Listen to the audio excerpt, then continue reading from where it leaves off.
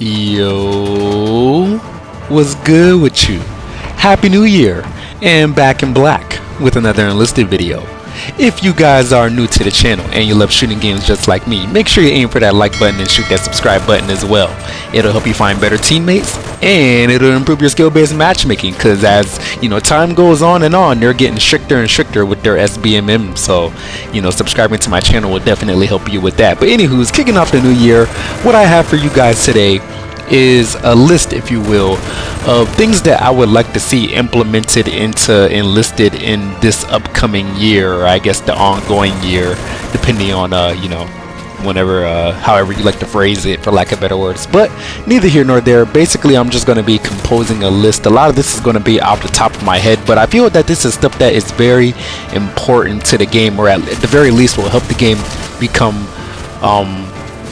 what's the word I want to use, a lot more populated. Because I guess you could say one of the things that has been on the negative side of this game is how it has a tough time retaining players, despite the fact that I've been playing this game since, well, how long has it been out? Maybe like 2 years now. I played it back in April when it first came out on PS5, and I've been enjoying it ever since. And one of the things that I always tout about this game is how often they make updates, or how often they update the game, generally speaking. And I still want to hold true to that statement, because again, this is one of the games where I feel like they update it on a consistent basis, whereas a lot of AAA games nowadays, even with their live service implementations, it seems like they don't really actually try to cater to the game in any way, shape, or form. So despite all that, despite how often this game is updated and how this game has come a long way, I will admit as well, there is, like I said, a good amount of things that I would consider to make this game better and more populated, generally speaking. So let's go ahead and get into that. So I guess I'm gonna start off my list with something that I feel would impact the game the most, and that's gonna be that the developers of Enlisted should reduce the grind. And I don't want them to reduce it in such a way that it would make the game, basically you could max out every campaign within a week if you play it consistently enough. I don't want it to be that reduced or that simplified down to a T. It's just that, if I can be completely honest here, and I'm sure you guys will attest to this as well, this game simply just asks too much time of you. And it's not that I necessarily have a problem giving my time to the game, and I feel like that's the least that they could ask for, especially considering that the game is free. It's just the simple fact that if you're going to ask me to put, I have like over 400 hours in this game, and I feel like if you're going to ask me to put in 100 hours per faction, per campaign, I feel like that's just asking too much, especially of somebody who is more of a casual enjoyer of a World War II shooter. And like I said, this game is easy to draw people in. It has a good amount of players who have tried the game. It's just a matter of retaining those players where this game struggles. And I feel like the largest reason that is because they just ask for too much of your time. And if they're not asking for your time, they're asking for your money. And in my personal opinion, you can have one or the other. You can even get a little bit of both, but I feel like they're getting a little egregious with how much time they ask for and with how much money they ask for. But I'll leave the money part for another part of my list. But yeah, reduce the grind, man. It's just too much.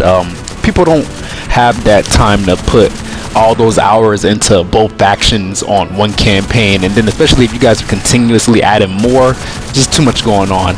But that's the lightest, most non-detailed way that I could put it.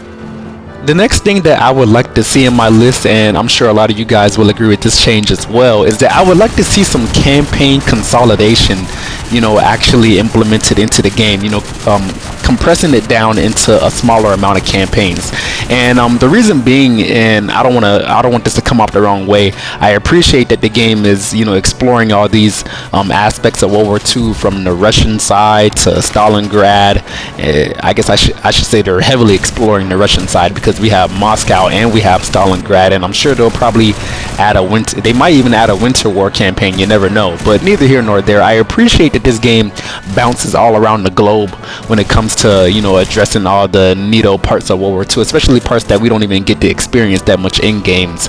But as I'm sure a lot of you guys know as well, one of the issues with creating so many campaigns and having two different factions in each campaign is that you split the player base, and that's already something that you don't want to be doing, especially when it's hard for them to retain players to begin with, because of how much of a grind this game already has. I feel like generally speaking, if you're going to have that many campaigns in a game, like I said in the last point, you should reduce the grind.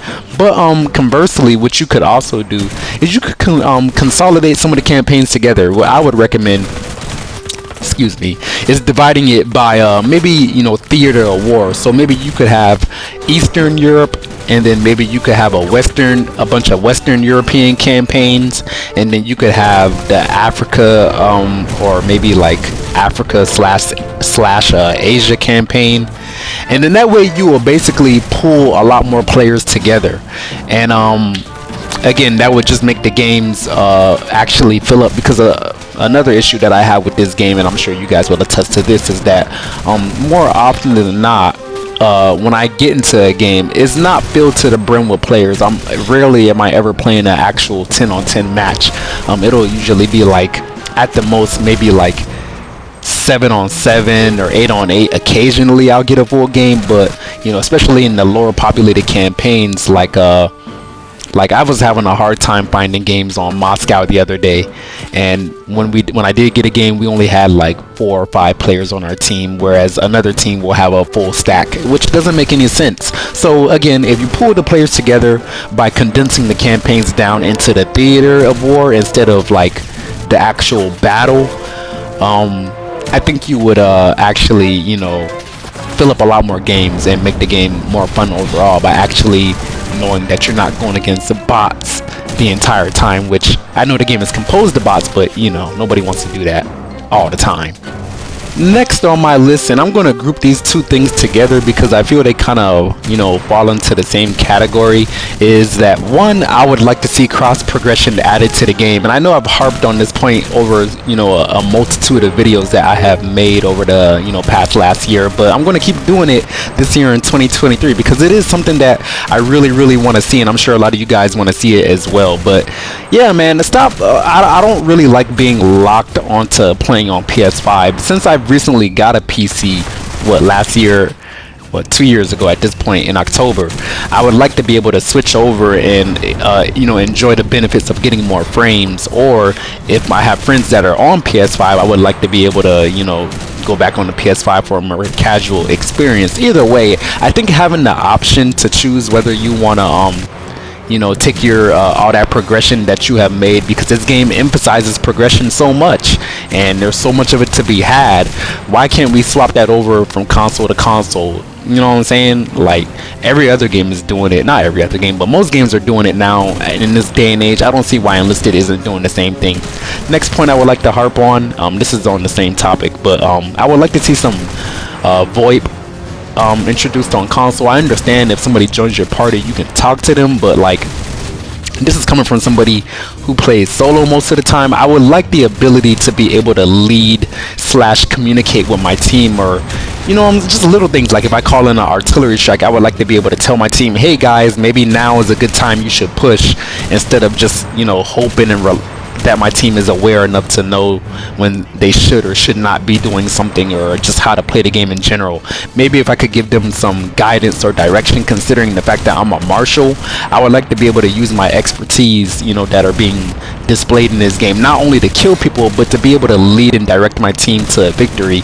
And yeah, you guys are holding me up, and you know, I don't know if that's just because y'all disregard console players or whatever the case may be, but being able to communicate with my team as a solo player would be a godsend and something I really appreciate. Next thing I want to talk about on my list is a pretty big pain point, not only for me, but I'm sure for a lot of you guys as well, unless you're like, you know, absurdly rich or a whale, or you just don't care about what you spend your money on, or don't have any type of frugality in your mindset. But I would like to see the enlisted developers, I would like to see you guys reduce how much you charge for these premium squads and these premium vehicles. And look, man, like, I understand the game is free, so in a sense it's like you kind of feel emboldened or feel entitled to charge whatever you want. And again, I understand it's a business and you guys, you know, have a model here that you're trying to execute and, you know, be profitable. I understand that, but you must also understand that in the same sense, why the fuck am I paying $50 to $70, whatever the fuck, like, for a whole one vehicle or 5 people, a 5-man squad? That doesn't even make any like sense to me. Like, that, I'm literally paying an entire game for one squad. So imagine if you're somebody who buys multiple squads, you're literally buying the game over and over and over just to have I wouldn't even say the largest of competitive advantages in game, because, you know, yes, the squads are nice sometimes, but they also have squads out there who are, you know, not so hot, or maybe just put in there for the aesthetic appeal or what have you.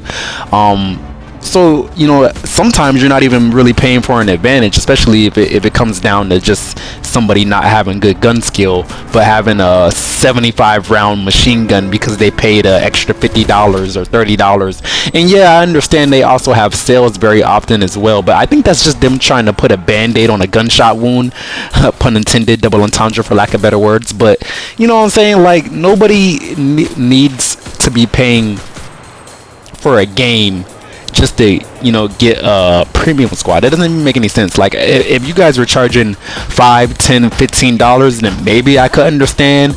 And I honestly think if you guys were charging that much, you guys would make a lot more money, generally speaking, because I'm sure anybody with a brain can look at those prices 90% of the time and think to themselves, who in their right mind would spend that much on a squad, just like a vehicle that you guys probably already have in the regular campaign tree and I could unlock normally? It doesn't make any sense to me. So I just wanted to throw that out there as well. I understand you guys are a business and you got to make your money, I understand, but like, if you guys were a lot more reasonable with the prices, I'm sure you guys would make a lot more money.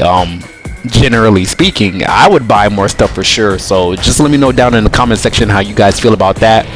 About those premium prices, and if they were lowered, would you guys spend more money, or would you be inclined to spend more money? I'm curious to know about that as well. Another thing that's really big for me and was really disappointing in 2022, to be quite frank with you guys, is the amount of map output that I saw from the enlisted developers, you know, basically throughout the entire year. It kind of seems like at first, every time they added a campaign, it would come with a plethora of maps. But if I'm being quite frank with you guys, I would say so far in the Pacific campaign, I have been very much so underwhelmed by the amount of maps that we have gotten. And what I was thinking in my head is that, like, initially when we got the campaign, the Pacific campaign to be more precise, is that we were going to see inclusions of all battles throughout the theater of war, ranging from Guadalcanal to Iwo Jima to Peleliu to Okinawa, whatever the case may be. I was thinking in my head that since they was including or calling it the Pacific War, they would have a lot more maps to actually show for it, and maybe some are being developed in the background and I just don't know. Whatever the case may be, it's not like they communicate with us that much unless they're, like, you know, putting out a bunch of blog posts, but that only happens like every few months or so. More often than not, we're just seeing improvements to AI, you know, over and over again, and other little small patches and stuff like that, which, you know, I don't want to take away from what they actually do, because like I said, they update the game a lot. But in terms of, you know, updating the game with things that are important, or if not the most important, and I'm referring to maps. I think they have been pretty lackluster with their volume and output.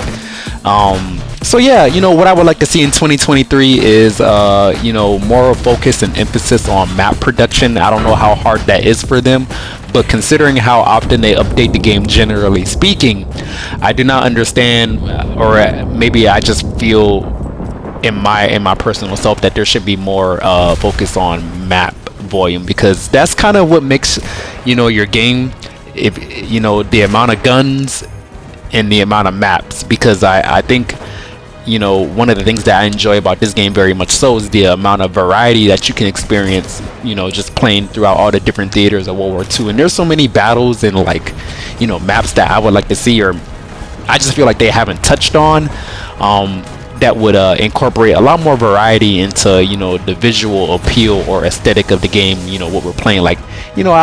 I still want to see some Winter War. I still want to see some Market Garden. I still want to see, there's a lot of things that I want to see. I want to see more African theater based maps, because I feel like in your head you would think, well, it's just sand on sand on sand, but there's a lot of stuff that I was really interested to see or know about that I haven't gotten to experience in any World War II game, for that matter, like Kasserine Pass. I want to see, I don't know if that's already included in the game or not, but I kind of want to see what that's like. I'm happy what was included, but I just want to see more, and I think there should be more of an emphasis on the maps. Let me know how you guys feel about that down in the comment section.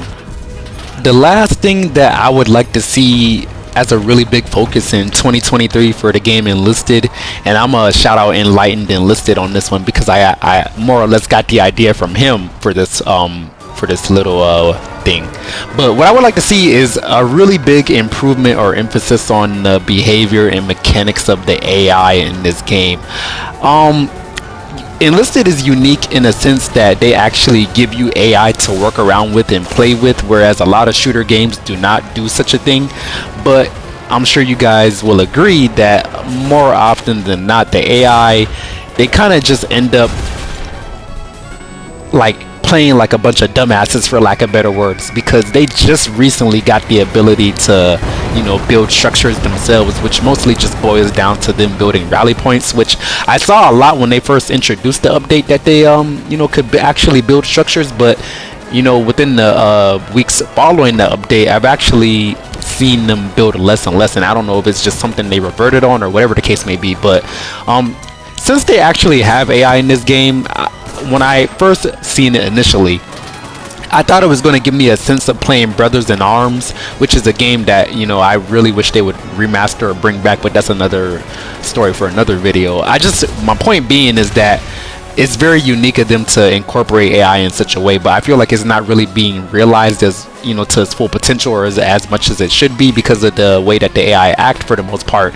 And I'm sure programming them is not necessarily the easiest thing to do, but sometimes when I mark an objective or just mark an area for them to watch a certain direction, they won't even do that. Or very often I'll see guys just walk right next to them and the AI will not shoot them, and I'm just like, yo, what the fuck are you guys doing? Why are you just standing there? Shoot the dude, he's right by you. And it's like, I already marked, so what more can I do?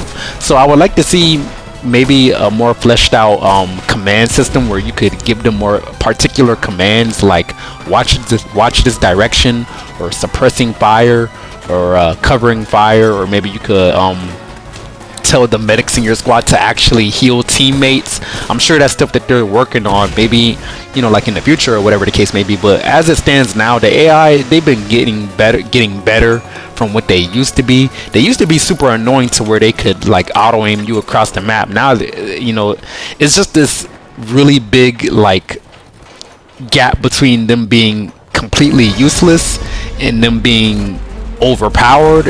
And I guess now you could say they're kind of somewhere in the middle, but more so on the useless side. And I would like to see that fleshed out a little bit, because even the bots and AI and Brothers in Arms were a lot more useful. And that game came out in 2005, 2007, I don't even know. But yeah, man, just something I would really like to see them work on. And that's pretty much my entire list of what I would like to see them do in 2023. Is there anything that I left off that you guys would be interested to see them do or implement into the game? Let me know down in the comment section. I know I got to rambling a little bit, but I don't know, I was talking a lot, and I had to just get that off my chest, because you know this game has a lot of potential, and I feel like it could be doing a lot better than it's doing right now. And a lot of the things that I listed on this list, and I'm sure a lot of things that you guys are thinking of as well, will be extremely beneficial to this game. So just let me know what you guys are thinking down in the comment section. I do appreciate you guys for watching, and I hope you guys have a lovely new year. Black Guy out.